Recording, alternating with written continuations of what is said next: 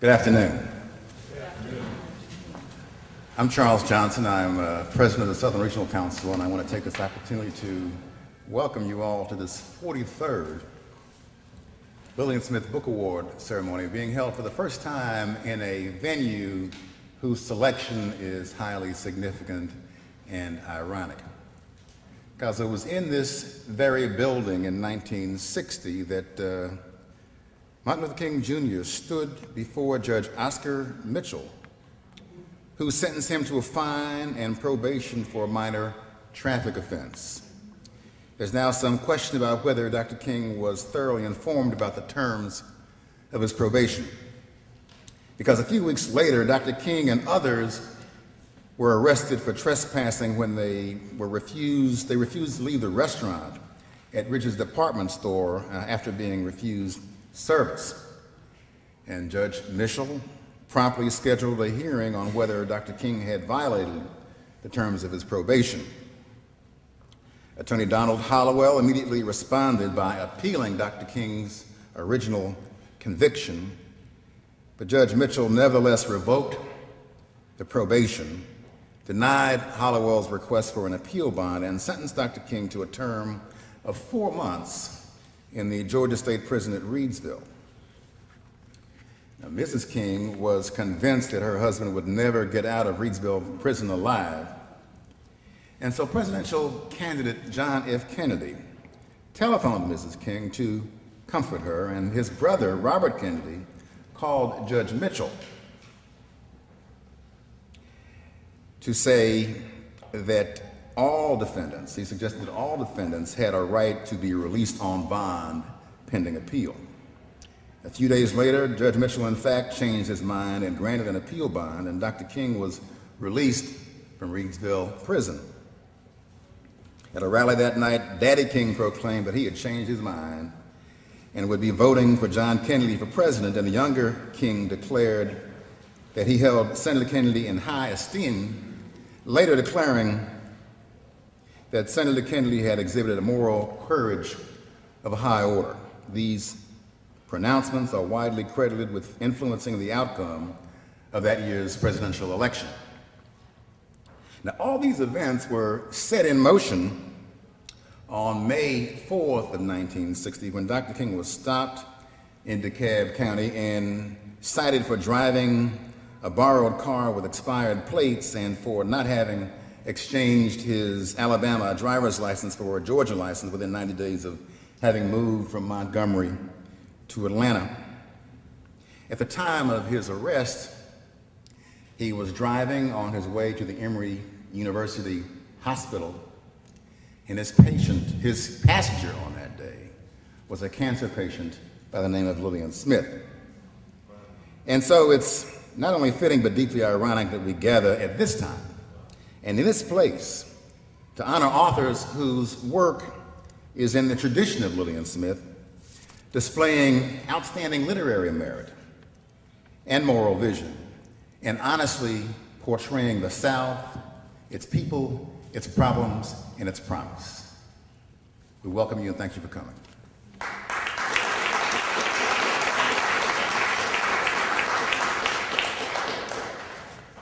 Good afternoon. Dr. Danielle McGuire has earned her PhD degree at Rutgers University and is presently an assistant professor of history at Wayne State University, Detroit, Michigan. In writing her dissertation, which became this book, she has taken a huge step to reveal a true history of African American women with well-researched documentation that proves and proves again the horrors of the United States and especially the Southern past. It seems clear that we are not finished with the fight for equality, civility, and humanity yet, but with revelatory works from truth-tellers like Dr. McGuire, we are on our way to freedom land. Southern Regional Council, the Lillian Smith Book Award Committee, and I are proud to present one of this year's Lillian Smith Book Award winners. I am sure Lillian Smith, whose plea was, "How shall I be heard?" is applauding somewhere for Professor Danielle L. McGuire as Smith's voice resounds through time because of these new advocates for justice. Please, Dr. McGuire.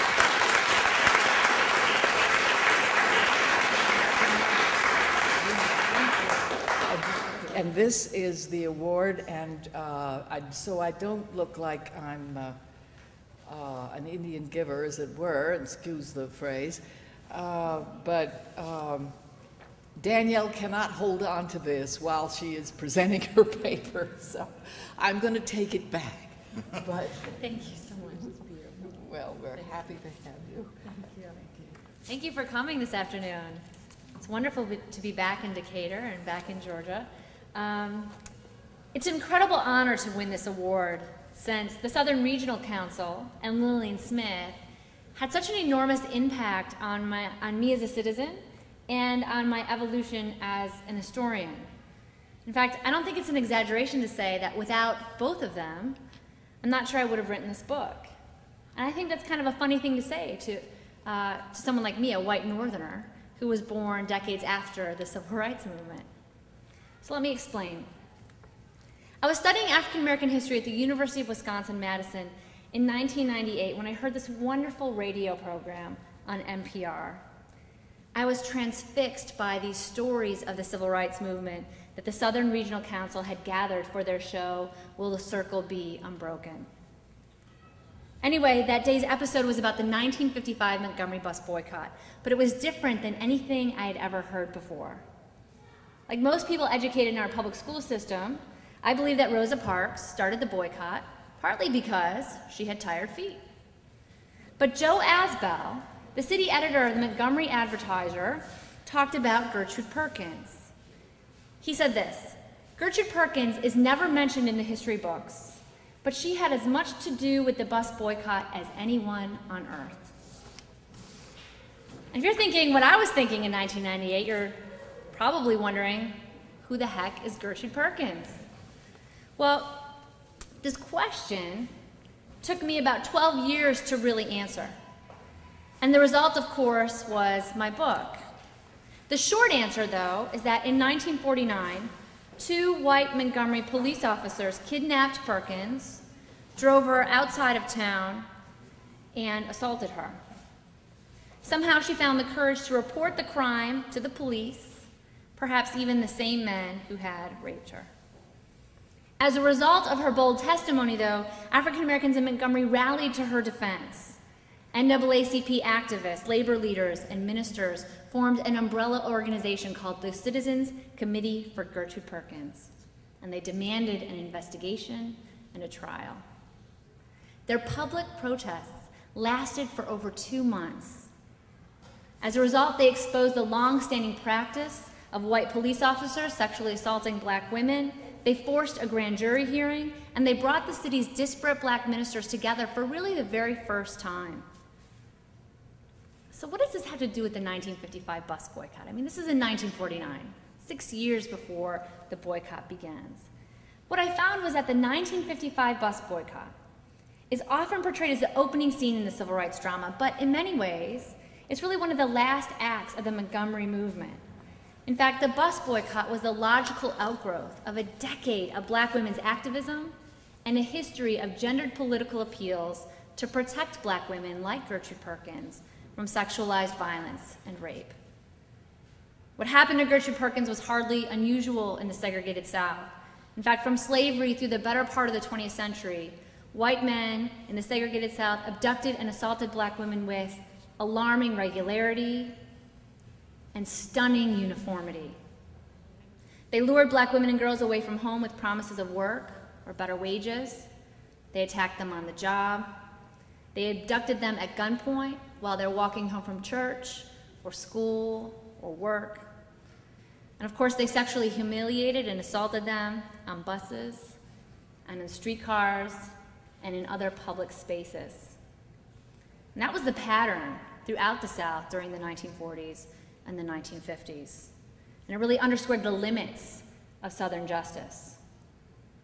Lillian Smith wrote about this pattern, though she never explicitly spoke about rape in her courageous book, Killers of the Dream. In it, she talks about the menace of white men's, quote, backyard temptations. And she argued that while there are no available statistics on the frequency or range of biracial sex activities in the South, this everyone knows, she said. Whenever, wherever race relations are discussed in the United States, sex moves arm in arm with the concept of segregation. In this book, Killers of the Dream, Smith explored the consequences of what she called the race-sex-sin spiral, and how interracial sex, both coerced and consensual, sat at the center of white supremacy. Though that book, I think, is more of an exploration about the psychology of segregation and white supremacy, reading it when I was in college made me see white supremacy in a different way and made me use sex as a lens through which I could view segregation. And I was particularly interested in the subject of white men's backyard temptations, and that was, of course, black women. What I learned was that African American women had a lot to say about this history, and they didn't always keep their story secret. In fact, from the slave narratives of Harriet Jacobs to Ida B. Wells to Fannie Lou Hamer's stark testimony about a forced hysterectomy and sexualized beating in 1963, black women reclaimed their humanity by organizing public protests and testifying about their brutal assaults. And their testimonies often led to larger campaigns for civil and human rights. So even the most oft-told and illustrious civil rights struggles, like the Montgomery bus boycott, the Selma campaign, the 1964 Freedom Summer, they often have roots in organized resistance to sexualized racial violence and to gendered political appeals for the protection of black womanhood. And so essentially, my book, At the Dark End of the Street, argues that rape and resistance to rape sits at the center of the modern civil rights movement. And I think that movement looks really different when you include black women's testimony and their resistance to these kinds of attacks. For example, Rosa Parks. Rosa Parks is often characterized as this meek and mild woman whose tired feet made her tiptoe into history. But her story is more revealing and so much more interesting if you include the issue of sexual violence. For example, in 1944 in Abbeville, Alabama, an African-American woman named Recy Taylor was walking home from a church revival. A gang of white men kidnapped her off the street, they drove her to the woods, and they brutally gang raped her. When they were finished, they dropped her off in the middle of town, and they told her if she told anybody what happened, they would kill her. Well, she told her husband, her father, and the local sheriff the details of the assault, and a few days later, the Montgomery NAACP called to tell her that they were sending their very best investigator. It was Rosa Parks. It was 11 years before the bus boycott. Rosa Parks arrived on Taylor's front porch with a pen and a notepad and took notes on what happened to her. And then she took Taylor's story back to Montgomery, where she and the city's most militant activists organized the Committee for Equal Justice for Mrs. Recy Taylor. They launched a movement that the Chicago Defender called the strongest campaign for equal justice to be seen in a decade. It's not surprising to me that I found Lillian Smith's signature on the postcards and petitions in the archive in Montgomery. Parks was able to help organize this nationwide campaign in 1944, in part because she was already a seasoned political activist, even in 1944. But it was arguably her own harrowing account in 1931 that made Parks an anti-rape activist decades before the women's movement made sexual violence a public political issue.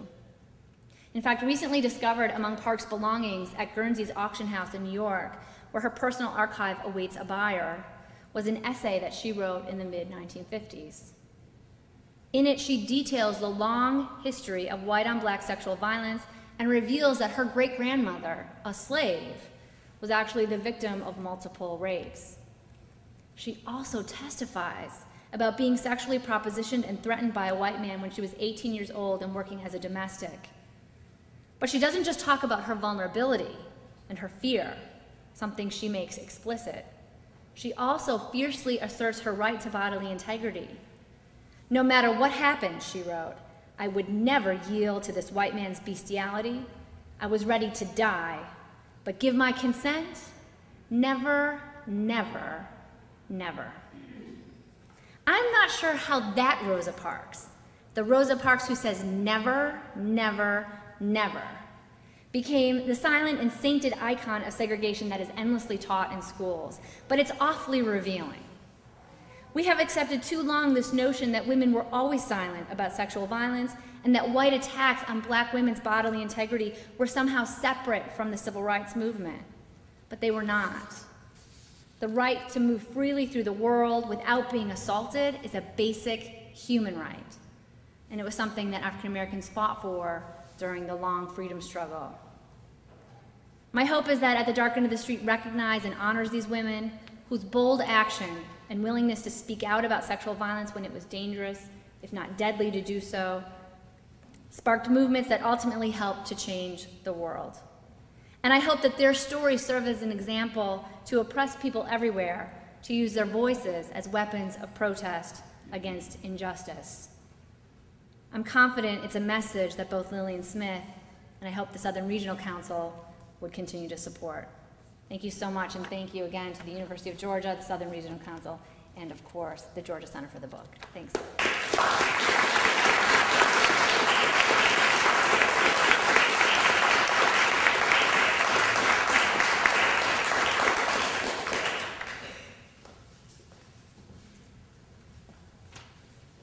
Good afternoon. I'm Toby Graham, the Deputy University Librarian at the University of Georgia Libraries and Director of the Hargett Rare Book and Manuscript Library that co-sponsors the award along with the Southern Regional Council and the Georgia Center for the Book. And before I introduce our second recipient, I would like to acknowledge a couple of people at the University of Georgia who spend a great deal of time every year helping to administer the award. Margaret S. Hale, who's seated at the back of the room there, and Vivian Lovern from the Hargett Library.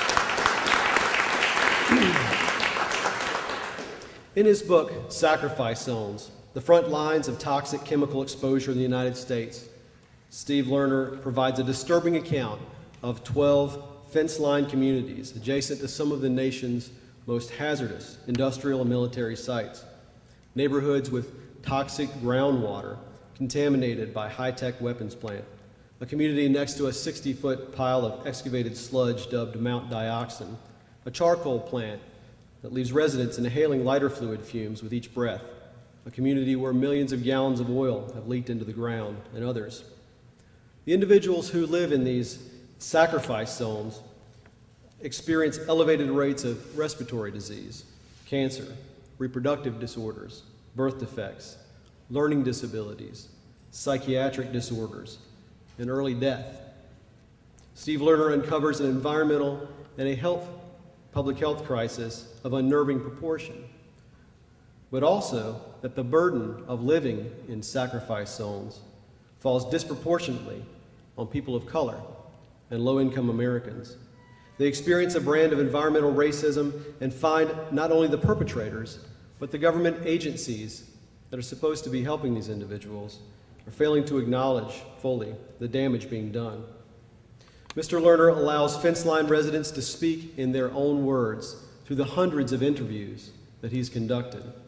The result is an unforgettable series of case studies, not about victims, but about accidental activists who struggle against great odds on behalf of their families and their communities. Among the aims of the Lillian Smith Book Awards jury is to expand the readership of important books, works that, in the spirit of Lillian Smith, are deeply relevant to the pursuit of social justice. Such, we believe, is the case for Steve Lerner's book, a work that should be read by all concerned with our environment, racial and economic justice, and public health. Steve, it's my pleasure to present to you the Lillian Smith Book Award.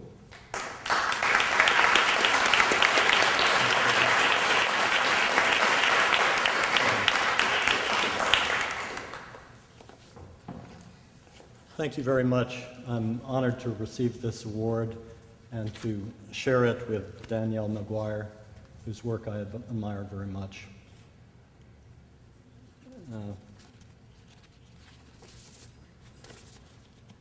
Across the nation, in thousands of low-income communities, a disproportionate number of African Americans, Latinos, and Native Americans are exposed to toxic chemicals from heavily polluting industries and military bases located next door.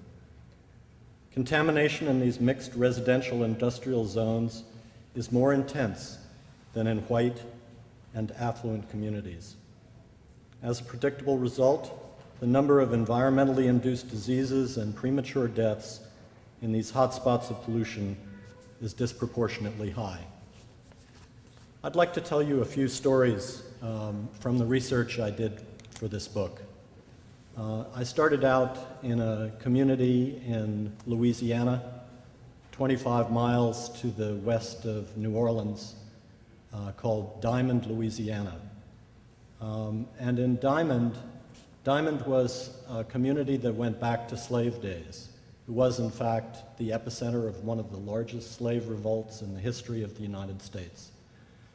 And the slaves on the Trepanier plantation there rose up and marched on New Orleans to essentially end the era of slavery. They were premature and they were wiped out, and many of them were executed or tortured, and the revolt was put down. The descendants of those slaves stayed on the land, and they farmed the land until 1911, when Shell Oil moved ashore to create competition with Standard Oil and to essentially bring competition to the burgeoning oil market in the United States. In the process of setting up their refinery, they pushed the descendants of these former slaves off their arable land and sandwiched them between the refinery and a chemical plant that they erected in 1953. They could push these people off the land because the residents of Diamond didn't have papers showing that they owned the land. They had just always lived there. So come the 1950s and 1960s, you have this small population that is living right next door to these heavily polluting plants. Just to give you an idea what life was like there, the emissions from the plants were so intense that, particularly at night, they had to close the doors and windows and turn off the air conditioners, and sometimes get in the bathtub, wet a towel, and put it over their head in order to escape the fumes from the plant next door. Everyone knew there that their health was being compromised by the emissions from Shell Oil and Shell Chemical, but they were stuck in a toxic trap. The emissions had reduced the value of their homes so much that they couldn't sell them and afford to move to safer ground. And besides, they didn't want to abandon their relatives and friends who couldn't afford to move. So they stayed there.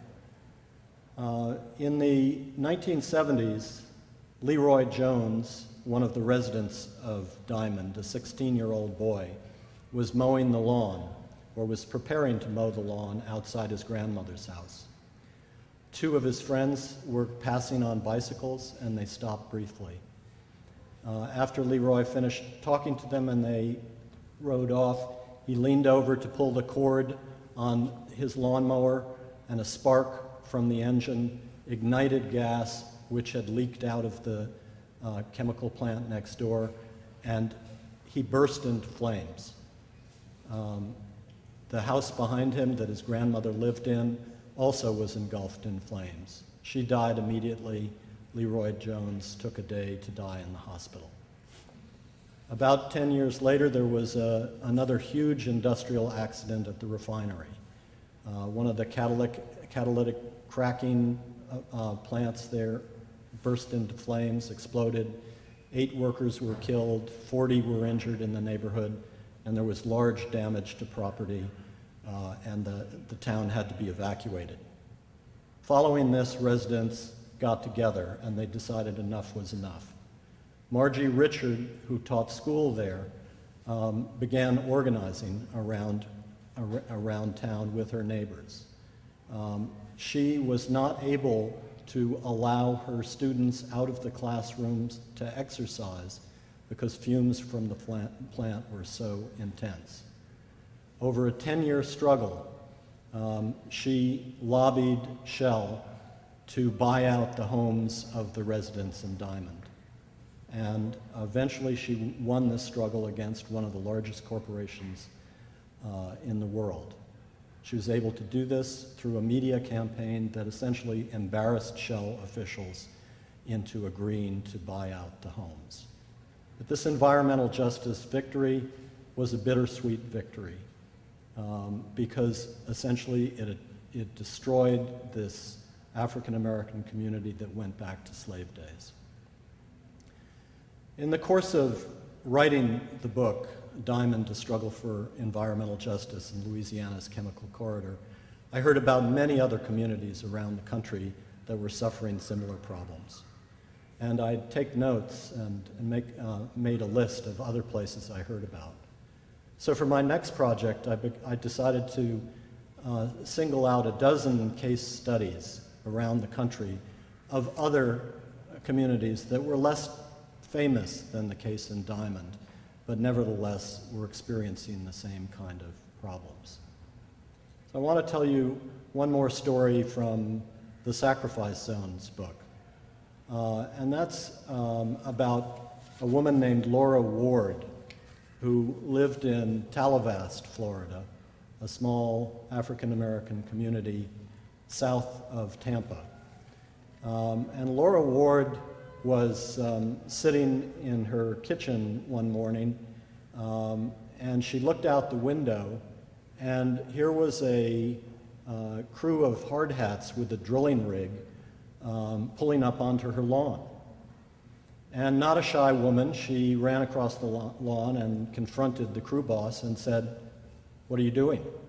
And he said, "Oh, we're drilling a test well here to see if any of the contaminants from the neighboring factory here, the Lockheed Martin weapons facility here, have gotten into the shallow aquifer and leaked underneath your home and the home of your neighbors."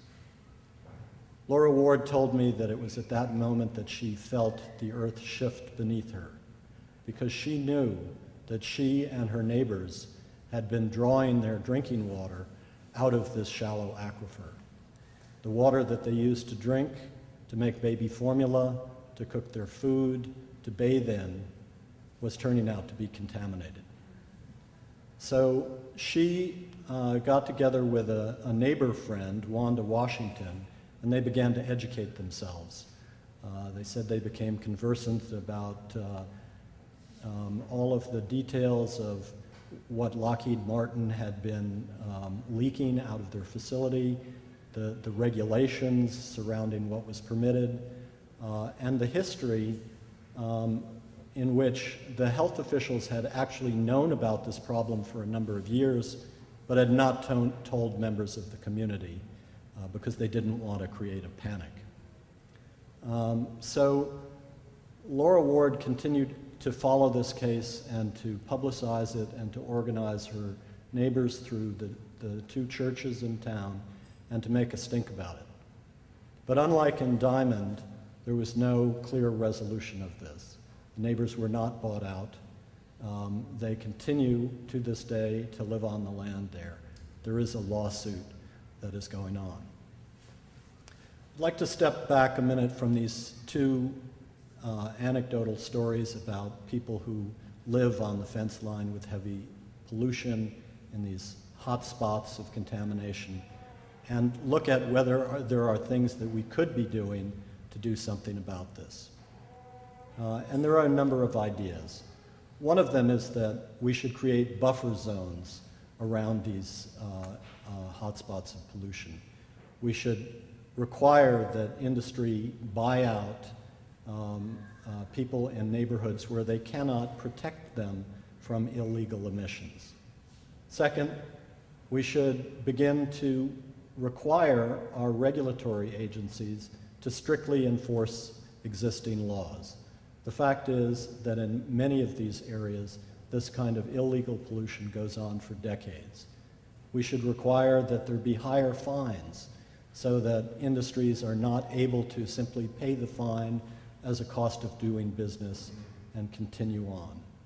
We have to change the laws, because the laws that currently exist make it very difficult to show that the release of the chemical at point A caused a disease right across the fence line in the residential neighborhood. There are many things we should be doing to begin to address this pattern of environmental injustice across the country. Unfortunately, this is unlikely to happen unless we begin to assemble the political will to do this. And this will only happen if there's a real coalition built to address this pressing civil rights issue. A first step toward that would be if the Big Ten environmental groups began to provide technical, financial support, organizing techniques, media campaigns, and so on, with people who are on the fence line with heavy industry, with these environmental justice groups. That would serve two goals. Number one, it would give much needed support to these small groups of environmental justice activists who feel they're working alone. But from the side of the big environmental groups, it would also begin to make them more diverse, both economically and racially. It would be important if religious organizations, civil rights groups, labor groups began to join this coalition and to say, enough is enough. We are taught that in this country, all Americans should be equally protected under the law. I'm here to tell you that, in fact, on the ground, in these vulnerable communities, that's not taking place. And this continues to happen on our watch. It's time for us to stand up and say, no, we're not going to allow this to happen anymore. I'd like to end by thanking the Lillian Smith Book Award for this wonderful recognition of this work, and to say that I hope that it will help provide many people around the country more awareness about this pressing social issue. Thank you.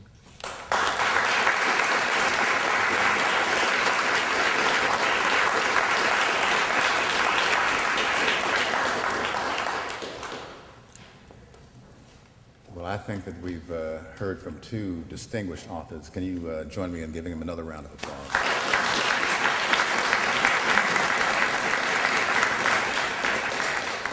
As a matter of housekeeping, both of our authors will be autographing their books after the session, right after the session, in an anteroom that is just outside and to the left of this room.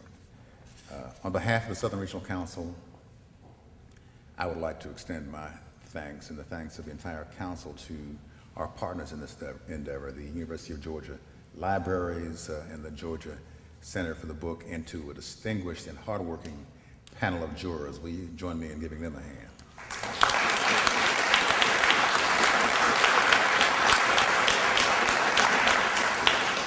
I said they were hardworking. I believe that the number of nominated books this year was 48.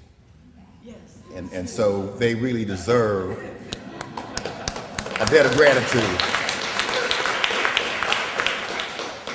And finally, I want to express my appreciation to all of you for sharing some time with us this afternoon. Thank you so much for coming, and have a good day.